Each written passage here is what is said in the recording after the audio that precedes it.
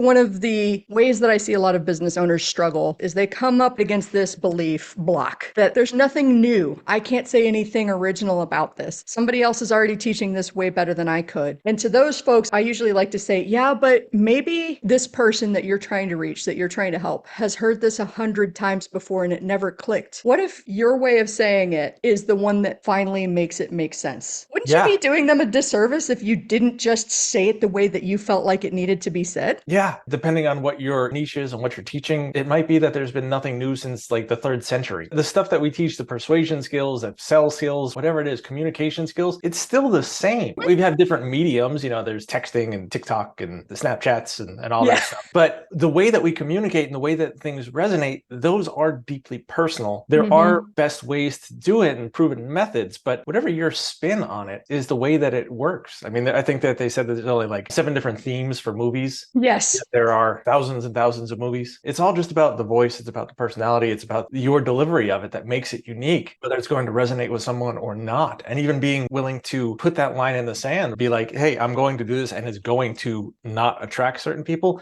And finally being okay with that. That's when you cross over to the next threshold and make your mark. As somebody that hires copywriters, I had probably a different perspective from the people that are just trying to walk these people through a lesson. And Yeah. the text of the lesson said, this needs to be a unique idea, something that's not similar to something that's been done before. And I said, okay, I have a little bit of a different perspective. And this is happening in the news all the time. You see somebody like, for instance, AI is the hot button right now. Why AI is going to kill the copywriting industry. That's an article. A related, not entirely unique article that is very similar to the initial one would be a reply article, a response article, an attack article that says, that article says that AI is going to kill copywriting and here's the reasons why they're wrong, and pick it apart point by point. Both of those things can exist at the same time and be very similar but have very different takes. So if you focus on it has to be 100% unique, it has to never have been heard before, I feel like that almost is a fear tactic, stalling yourself out from saying something for fear that it's not witty and brilliant and unique. And you don't have to work that hard. You really don't. Right. You just have to have your angle and your perspective. That's what's going to make it interesting. There's an old Freakonomics episode that I loved, and it was called Your News is Biased, and That's the Way You Like It. And, it's true. Like, you can watch a presidential debate, and the summary of it on Fox News is going to be completely different than CNN or MSNBC. Yes. It's going to lean one way or the other, and you're going to most likely go to the site that agrees with you because it's going to support your belief. It's the confirmation bias. That's what we Mm-hmm. want. People are looking for that. And yes, there absolutely are things that are right down the middle that have an objective opinion, but Yeah. literally, I can't name a single one right now. BBC and NPR, I mean, they lean a little bit Yeah, left and of center, but they tend to be unbiased and yeah, present both sides. and it's funny because when you go to those things, NPR most definitely does lean left of center. But the people who read that will say, like, well, I go to NPR because it's unbiased. Hmm? No, it's not. Yeah. It's just, it fits your bias. It's like saying, I Mm-hmm. don't have an accent. Other people have an accent.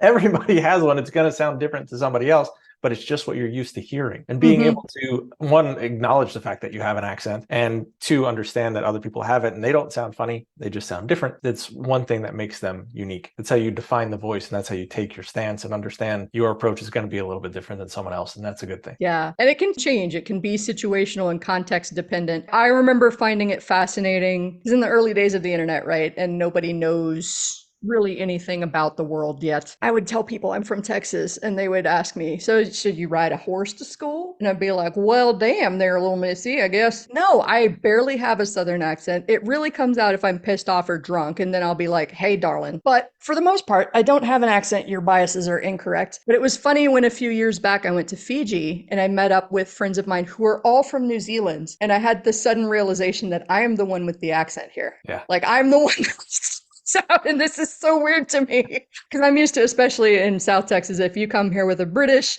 Australian, New Zealand accent, we're like, talk more, it sounds funny. I like your accent. No matter what you have to say, there is somebody out there who finds that fascinating, who wants more of that, who wants to hear you say it. And I think rather than trying to adjust who you are to fit the people around you, your job is to go find the people elsewhere who Yeah. really vibe with what you have to say and the way that you say it. Yeah. I do kind of want you to finish the rest of this interview in Sling Blade, but that's okay.